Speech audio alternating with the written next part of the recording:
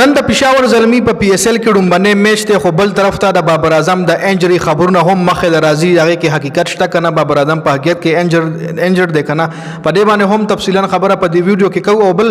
پېښور زلمي له طرف به اوپننګ څوک کوي ځکه پېښور زلمي سره په ټیم کې تقریبا 4 اوپنران دي آیا بابر اعظم به خپل اوپننګ سیکریفایس کی د خپل اوپننګ قرباني به ورکړي کنه دا کمنټ په تاسو ضرور کوئ خپل رائے به پېښور زلمي د اوپننګ حواله سره ضرور په کمنټ کې شریک کوئ راځئ د ویډیو طرف لزو بابر اعظم چې کم د انجری خبرونه راتل مخله د خپې انجری هغه راغلی و چې ډیر زیات په میډیا باندې دا خبرونه جاری کېدل چې بابر اعظم لومبنو 4 میچونو نه بار شو یا 5 میچونو نه بار شو نو دې کې هیڅ قسم ریالټي نشته بابر اعظم مکمل فټ فاټ ته او په پی اس ال ټول لپاره اویلیبل دی فل حال فټ فاټ تراتون کې میچونو کې هم الله فټ ساتي الله دې نه انجر کوي خو دا کم فیک خبرونه زیری ګرد شنه کې هیڅ قسم ریالټي نشته بل بابر اعظم سره په پېښور زلمي سره اوپننګ کې سایم ایوب هم اوپنر دی